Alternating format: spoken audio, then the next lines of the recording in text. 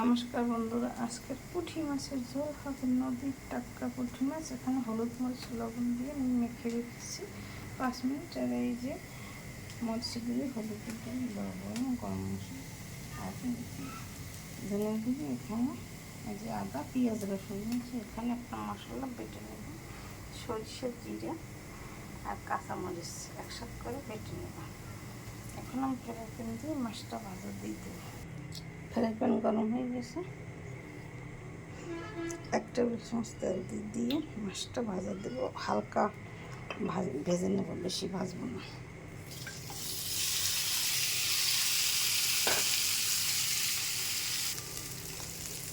ফিরিয়ে দেবো।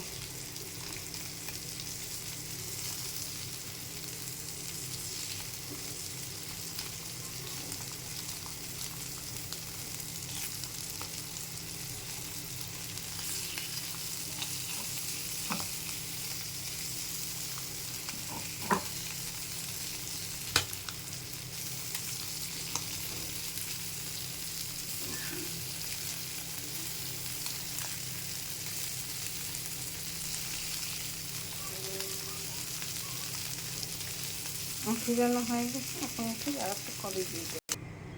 একটা কড়াই দিচ্ছি, এখানে মাছ ভাজা তুলে নিয়েছি। কড়াই গরম হয়ে গেছে, 1 টেবিল চামচ তেল দিয়ে দিলাম।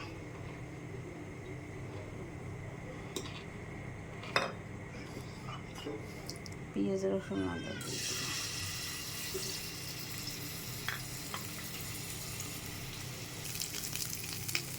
পেঁয়াজ রসুন আদা ভাজা হয়ে গেছে, তেজপাতা দিলাম,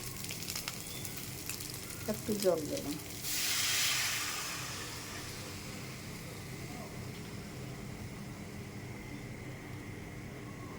মরিচের গুঁড়ো 1/2 চামচ,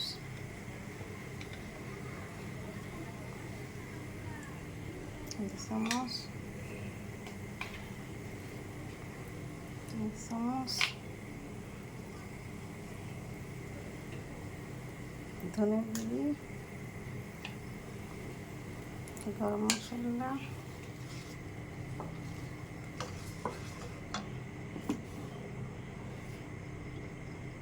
এক টেবিল চামচ তেল। মশলাটা ভোনা হলে মাছ দিয়ে দেবো। মশলার গায়ে তেল ছেড়ে গেছে, মাছ দিয়ে দেবো।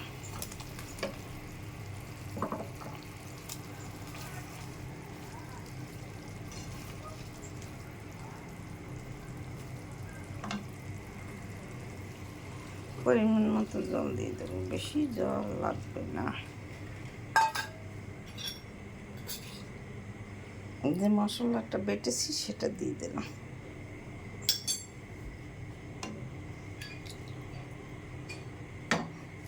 ঢাকনা দিয়ে ঢেকে একটু সময় রান্না করলে তৈরি হয়ে যাবে।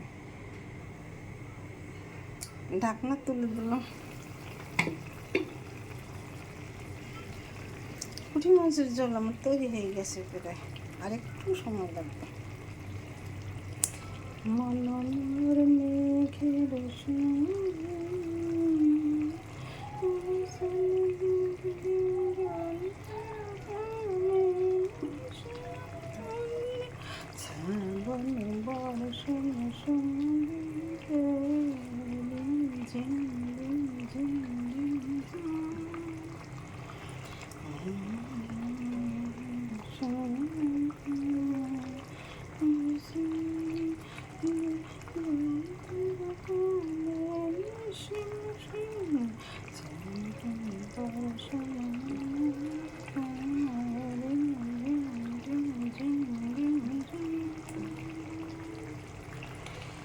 মাছের ঝোল তৈরি হতে হতে একটু আপনাদের সঙ্গে গান শেয়ার করে নিলাম। দেখুন আমার মাছের ঝোল তৈরি হয়ে গেছে। এইভাবে আমার মা রান্না করতে, খেতে দেখি সেই স্বাদ হতো।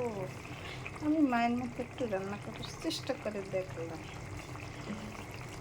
কেমন হচ্ছে তা বলতে পারবো না না খেয়ে, তাই ভালোই হয়েছে মনে হয়।